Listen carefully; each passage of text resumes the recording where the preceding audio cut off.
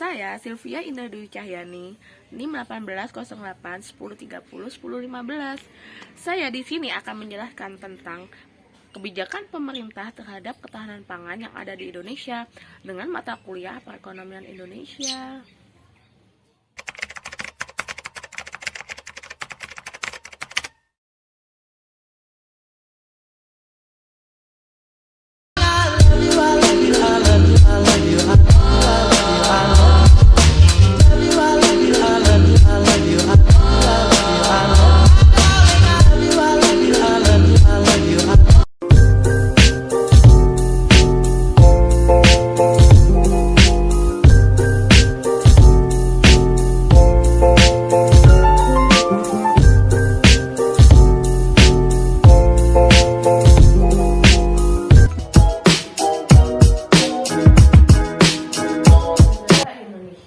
Indonesia itu dijuluki sebagai negara agraris. Hal tersebut merupakan menjadi salah satu julukan yang melekat di Indonesia yang hingga saat ini menjadi sebuah ciri khas. Indonesia dikatakan sebagai negara agraris karena sebagian besar kegiatan ekonomi penduduknya itu bergerak dalam sektor pertanian. Atau dalam hal ini dapat diartikan bahwa sebagian besar penduduk Indonesia itu bermata pencaharian sebagai petani. Indonesia juga merupakan negara yang dianugerahi kekayaan alam hayati yang melimpah, didukung oleh adanya faktor wilayah yang berada di wilayah kawasan tropis dengan mendapat banyak sinar matahari sepanjang tahun, sehingga berpengaruh pula terhadap kondisi tanahnya subur. Memasuki seabad Indonesia merdeka pada tahun 2045. Jumlah penduduk di Indonesia itu diperkirakan akan mencapai 318,96 juta jiwa. Hal ini menjadi tantangan besar dalam mewujudkan ketahanan pangan nasional, termasuk produktivitas lahan mengalami living off, konversi lahan pertanian, stabilitas harga pangan dunia yang cenderung berfluktuasi, tingginya food loss and food waste, pergeseran pola konsumsi pangan ke arah western diet, fast food, dan industrial food, serta meningkatnya jumlah masyarakat berpendapatan rendah yang cenderung mengkonsumsi pangan dalam jumlah dan mutu yang rendah akibat keterbatasan daya beli. Sebelum kita mengetahui lebih lanjut kebijakan pemerintah terhadap ketahanan pangan yang ada di Indonesia, lebih baik kita mengetahui terlebih dahulu apa sih ketahanan pangan.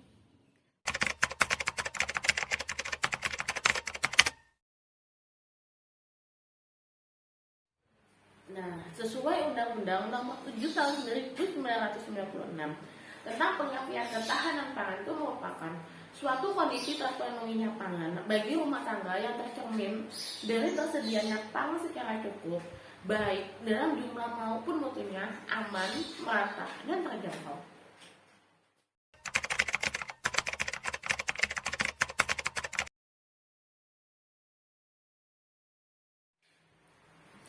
Selanjutnya, terdapat 3 permasalahan pemerintah pada ketahanan pangan.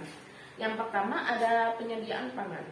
Penyediaan pangan melalui peningkatan produksi pangan dalam negeri dihadapkan pada masalah pokok, yaitu semakin tertera dan menurunnya kapasitas produksi. Yang kedua ada distribusi pangan. Distribusi pangan merupakan suatu kegiatan menyalurkan bahan pangan dari petani produsen kepada konsumen akhir. Distribusi tidak hanya menyangkut distribusi pangan di dalam negeri, namun juga menyangkut perdagangan internasional dalam suatu sistem harga yang terintegrasi secara cepat. Yang ketiga ada konsumsi pangan. Permasalahan mengenai konsumsi penduduk di Indonesia adalah belum terpenuhinya kebutuhan pangan karena belum tercukupinya konsumsi energi, meskipun konsumsi protein itu sudah mencukupi.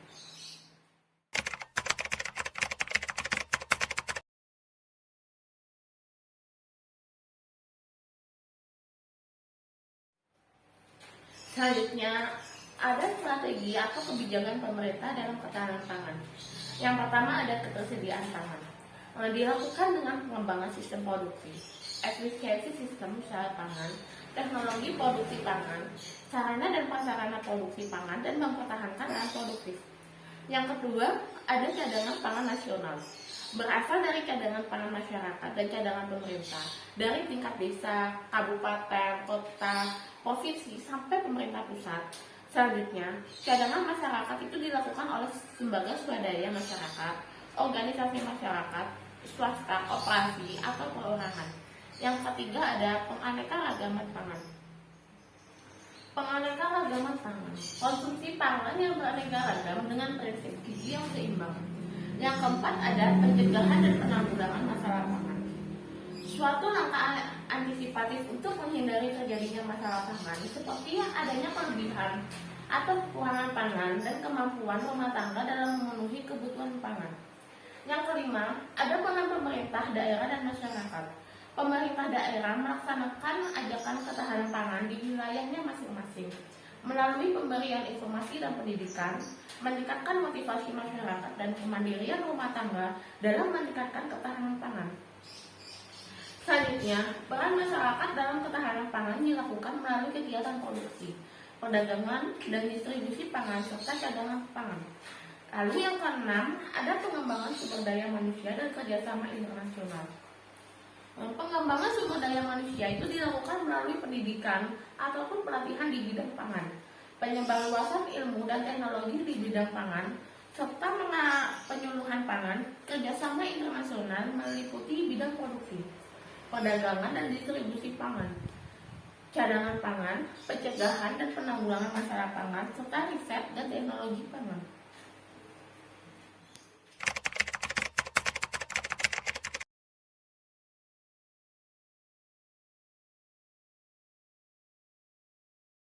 Selanjutnya ada pencapaian pemerintah dalam membangun ketahanan pangan.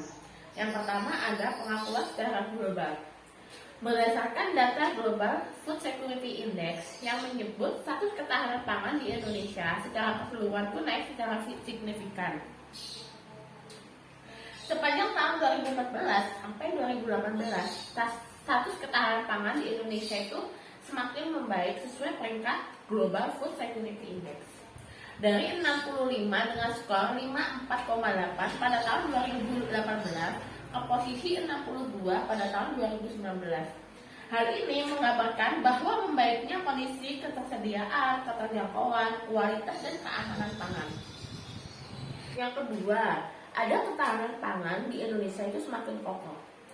Berbagai upaya telah dilakukan dalam mewujudkan ketahanan pangan di 34 provinsi yang tersebar di 514 kabupaten atau kota.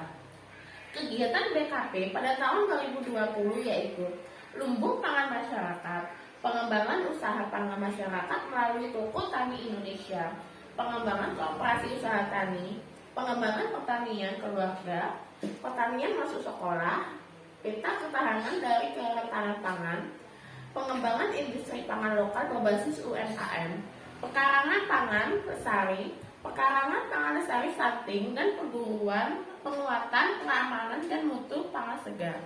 Kegiatan di atas itu telah mengikuti amanat RPJMN pada tahun 2020 sampai 2024 serta Rencana Strategi Kementerian Pertanian pada tahun 2020 sampai 2024 untuk pelaksanaan program peningkatan diversifikasi dan ketahanan pangan masyarakat.